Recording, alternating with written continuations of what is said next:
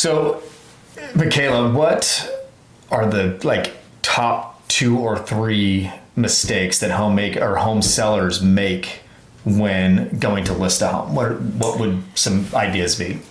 So when somebody calls and they are interested in putting their house on the market, so of course we run numbers and do all that kind of stuff for our sellers, and we also we're excited to prepare the home for them, and we're excited to get that top dollar for them. That's our goal. That is, most sellers want to have that. They want to make sure that they're being marketed. They want to make sure that they're being seen in the market. They also want to make sure that they're giving a good product out there. There's competition. And so we want to make sure that we're doing our job as their agent. They've hired us to do that. So I think as we go into the listing presentation and we show them everything that we're going to be doing for them, their main concern, the seller, what they're waiting to hear from us is what is the price going to be? So there's 2 reasons why a home doesn't sell. It's either price or product. So those are the 2 big reasons. I mean, there could be other things that, could be a neighbor, or it could be, location's not right. But really, if somebody has dialed in a home, there's those 2 reasons, a price or product, of why they're not going to maybe make that offer on that particular home.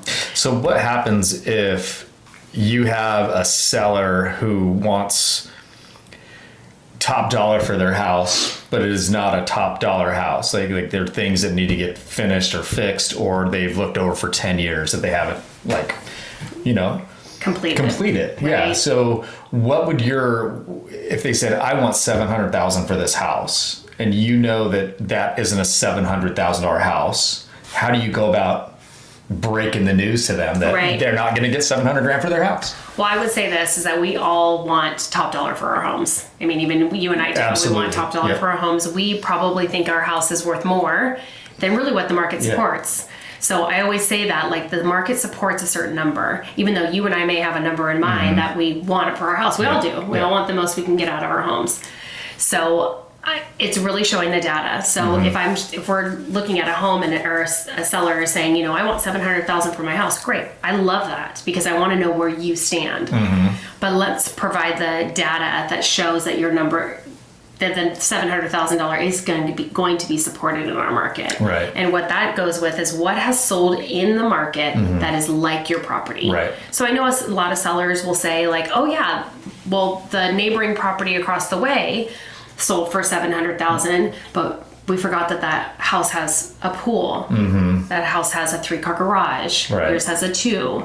That house has been completely remodeled. Right. And you still have Formica countertops. Right. Yeah. Or, some of those things are really good bonuses, but sometimes they don't really bring a ton of value as in number figures. Brings the value to the buyer, but even it has a quartz or granite countertops, that's fantastic.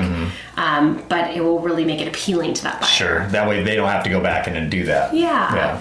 But even so the seller says to me, the house across the street sold for $700,000, but it's a 2-story, and yours is a 1-story. Those are 2 different animals. Absolutely. Yeah. So we just have to run numbers correctly to make sure that we can get that value.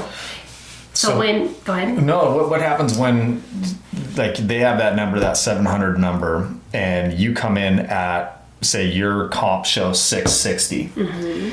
What is your response to the home seller to say, this is where I'm at, 660, you want 700? What would you do in that case? Do you try the 700 number? Do you try to meet in the middle? What do you do? It really depends on the market. So if we're low on inventory, I don't mind pushing the number a little bit. A $40,000 gap is pretty substantial. And we want to look at the other comps. We want to see, when did those other comps sell? Was it a 100 plus day sale, or did it sell immediately? Right. So is it pretty comparable? So it's really looking at what has sold, but also what is active on the market and where our comparables are. But a $40,000 gap is pretty high.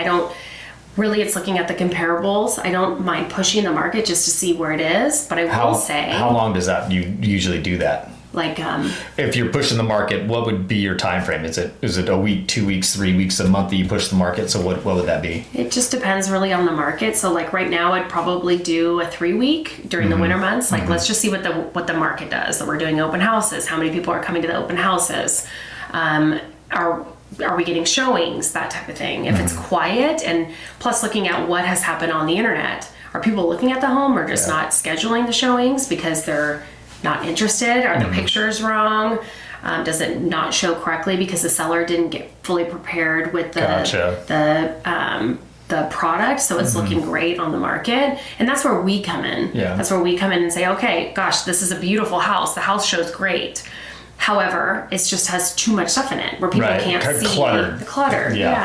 Or it has too many family pictures, or it has too much furniture in the house, or maybe it needs a painted wall, or maybe it needs a house cleaner. One of our house cleaners come in and get it completely ready, or maybe we need to redo flooring. Whatever we need to do to get that house sellable. Sometimes we can put $10,000 into the home and we can get it where it needs to sell, but you're also going to be making $50,000 by putting $10,000 in.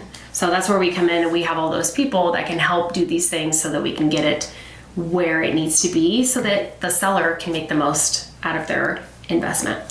What about clutter in a house? I know that we talked about that a little bit, but somebody has a whole wall of their family photos. Do you tell them to take those down? Yep. So we have a full list of things that that we know from our experience that work. And so if you want to keep your family photos up, what's challenging is that people are coming in to picture themselves in the home. So they want to see themselves. And once they start seeing your photos with your family, it kind of detaches them.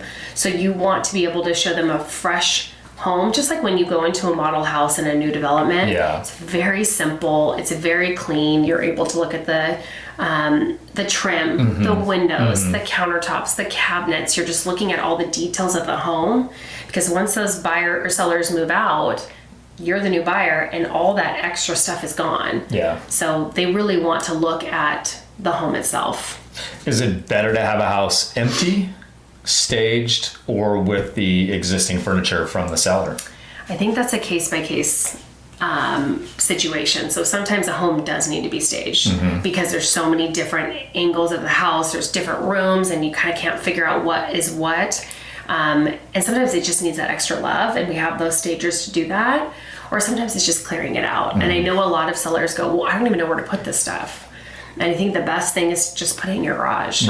Or if you need to get a storage unit, which I don't really have a lot of people do that, or they have a garage sale. And so that's a huge one. I know you've done that with a couple of your listings over the year, like the last year, where you kind of did an open house with a garage sale at the same time. So you were getting people in for the garage sale, and then you also attracted maybe potential buyers. We did. So we did one just recently in the last few months. I think it was October. And we did an open house / garage sale. And so all those people that came, it's a really good exposure for the seller. So all those people that came to the garage sale actually came through the house too. Did it sell the house? Not this time, but we did gain some buyers from it. So that was a good experience for everyone. And then also my seller sold some stuff. So she sold a couch and she sold a couple other items. So it was perfect. It was double marketing, which I thought was it's a really good idea. Good. That's awesome. I like that. So if you are interested in selling and you're thinking about possibly getting to know what your house is worth in today's market, feel free to reach out to us, and we'd be happy to run numbers for you. We do it for free. And we love seeing homes, of course, is what we've done for years and years. And we love to help people also, if you're not even interested in selling quite yet, we just love to help you kind of get there. And so what you could do to increase your value. So feel free to reach out to us anytime.